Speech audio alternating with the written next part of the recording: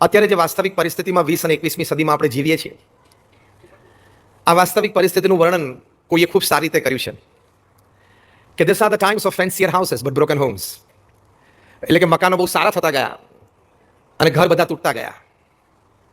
This are the times of double incomes and more divorces. Income double થતી ગઈ ઘરમાં અને ડિવોર્સીસ વધતા ગયા. According to the latest world data statistics, 9,800 divorces every day upon this earth. Unfortunate magical figure of 10,000 in few months. રોજના 10,000 divorces પૃથ્વી ઉપર થાય છે. These are the times of broader highways and narrower viewpoints. Highway બધા પોળા થતા ગયા, દ્રષ્ટિકોણ સંકુચિત થતા ગયા. હું કહું એ સાચું, મારો અભિપ્રાય શ્રેષ્ઠ.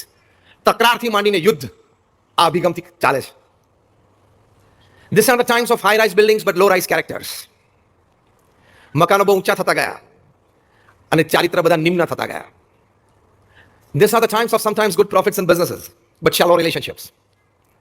ધંધામાં પણ આપણા ઘણી વખત પ્રોફિટ સારો થતો ગયો પણ સંબંધો બહુ છીછરા થઈ ગયા. કામ પૂરું થયું, સ્વાર્થ પૂરો થયો એટલે હાથ ઊંચો કરવાની પણ આપણને તકલીફ પડે. હાય ને બાય કહેવામાં આવે. These are the times where man has gone all the way to the moon and has come back, but he finds it difficult to cross the road and meet the new neighbor, especially in your country.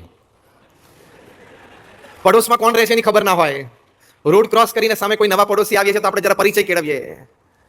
એ બધી ભાવનાઓ અને લાગણીઓ ઓછી થતી જાય છે. એટલે the list is very long describing the state of affairs of the 20th century and the 21st century man. But they say in short that these are the times where we have much to show in the show window and nothing in the stock room. દેખાડવા માટે આપણી પાસે ઘણી બધી વાતો છે પણ બુદ્ધિમાં પવિત્ર વિચારો અને મનમાં શુદ્ધ ભાવનાઓ દિવસે દિવસે ઓછી થતી જાય છે. એવી પરિસ્થિતિ ને એવા સંજોગોમાં આપણે રહીએ છીએ એટલે કાર્યક્ષેત્રમાં પણ તણાવ, સ્ટ્રેસ જન્મવાનો, સંબંધોમાં સોશિયલ રિલેશનશિપ્સમાં પણ સ્ટ્રેસ આવવાનો, વ્યક્તિગત જીવનમાં પણ વિચાર અને વર્તન સંબંધી રોંગ સિલેક્શન એટલે પણ સ્ટ્રેસ આવવાનો, ખાવા પીવાની આપણી આદતો ખોટી છે એનાથી શારીરિક તકલીફો ઊભી થાય એટલે પણ સ્ટ્રેસ આવવાનો, અને આપણે ઈગો ઇન્ફ્લેટ કરીને બેઠા હોઈએ કે I should be the centre point of my group એટલે પણ સ્ટ્રેસ આવવાનો. સ્ટ્રેસ જન્મવાની અનેક જગ્યાઓ છે. If you are not careful about it, if you are not introspective, પ્રશ્ન આવે અને તણાવ જ્યારે જન્મે ત્યારે પોતાની જાતને સંભાળવી અત્યંત અઘરી પડે. નોર્મલ ડેફિનેશન સ્ટ્રેસની એવી છે કે it's an experience of depression, experience of about of anger, it's an experience of frustration, anxiety. અને તમને આશ્ચર્ય થશે કે વર્લ્ડ હેલ્થ ઓર્ગેનાઇઝેશનના સ્ટેટિસ્ટિક્સ પ્રમાણે at any given time upon this planet 340 million people they suffer from some kind of stress. 34 crore લોકો કોકના કોક પ્રકારના સ્ટ્રેસમાંથી પસાર ગમે તે ક્ષણે થઈ રહ્યા છે. એમાંથી WHO એ કહ્યું કે 20 million sufferers એટલે લગભગ 2 કરોડ થયા. They try to commit suicide every year. હવે એમાંથી કેટલા સક્સેસફુલ જાય છે કેટલા બચી જાય છે ખબર નથી, પણ આ વાસ્તવિક પરિસ્થિતિ છે. તમને આશ્ચર્ય થશે કે કેનેડામાં મોન્ટ્રીયલ યુનિવર્સિટી છે, એમાં ઇન્ટરનેશનલ ઇન્સ્ટિટ્યૂટ ઓફ સ્ટ્રેસ આખું સ્પેશિયલ ડિપાર્ટમેન્ટ છે. એમાં 1.5 લાખ પુસ્તકો સ્ટ્રેસ ઉપર છે.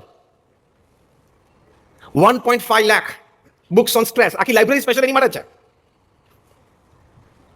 આ કેટલો કિલિંગ ડિઝીઝ હશે અને કેટલા બધા સફરર્સ હશે એ આ સ્ટેટિસ્ટિક્સ પરથી પણ આપણને ખબર પડે અને આ જે લાઇબ્રેરી ઊભી થઈ છે એની પરથી પણ આપણને ખબર પડે છે. આ એક વાસ્તવિક છે, એક હકીકત છે. સભામાં આપણે કોઈને આગળ ઊંચી કરાવતા નથી, પણ જ્યારે હું આ પ્રશ્ન પૂછીશ ત્યારે તમને બધાને મનમાં તો એકવાર તમે હા પાડશો કે have you ever at any time in your life gone through depression or stress? તમે બધા જ આ પ્રશ્નમાં હા પાડશો. Stress is inevitable, management is compulsory. જીવનમાં સ્ટ્રેસ, તણાવ આવવાનો જ, કારણ કે માણસનું મન છે, પણ એને મેનેજ કરવું ને એ કળા આપણે શીખવી લેવી પડે. એ કળા શીખીએ તો જીવન સારી રીતે આપણે જીવી શકીએ. તો પ્રથમ અગત્યની વાત છે work related stress, work place ઉપરનો સ્ટ્રેસ, વર્કિંગ કલીગ સાથે ઇન્ટરેક્શન્સ અને રિલેશનશિપમાં stress, unwanted boss on your head stress, work timings fluctuation stress, office politics at work place stress, expected promotion ના મળે સ્ટ્રેસ, આપણા કરતા જુનિયરને મળી જાય વધારે સ્ટ્રેસ. આ બધા વર્ક રિલેટેડ સ્ટ્રેસીસ છે. જે જોબ આપણને જોઈતી હોય એ ના મળે, કારણ કે ફાર્માસિસ્ટ કે આઈટી એન્જિનિયર થયા પછી પેટ્રોલ પંપ પર ઉભા રહેવું કોઈને પણ ના ગમે ને, પણ હવે એક સ્ટ્રેસ છે. You have to live with it, you have to manage it. એટલે આ બધા વર્ક રિલેટેડ સ્ટ્રેસીસ છે which each and every person upon this earth goes through. બધા એમાંથી પસાર થવા. એટલે પહેલું સંતોષકારક અને પહેલી વાત જે આપણને હૂંફ આપે એ છે કે સ્ટ્રેસ અનુભવવામાં હું પૃથ્વી પર એકલો નથી. જીવનમાં જે પણ ઘટના બને એની આગળ કરોડ લગાડી દેવાનું કે મારા છૂટાછેડા થાય. કરોડોના થયા છે.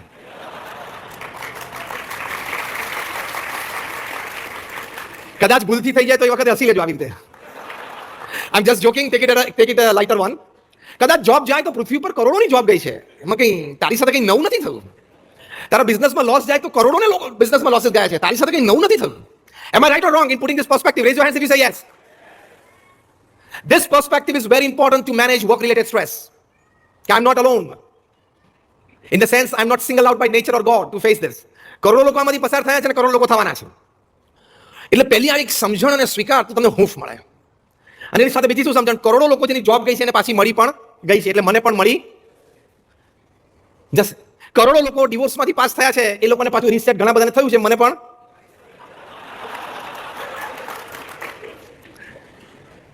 એટલે in this flow I am not singled out by nature and God. આ પહેલી હૂંફ તમને મળી જાય. Millions have pass through this, millions will pass through this. એ પહેલી હૂંફ છે.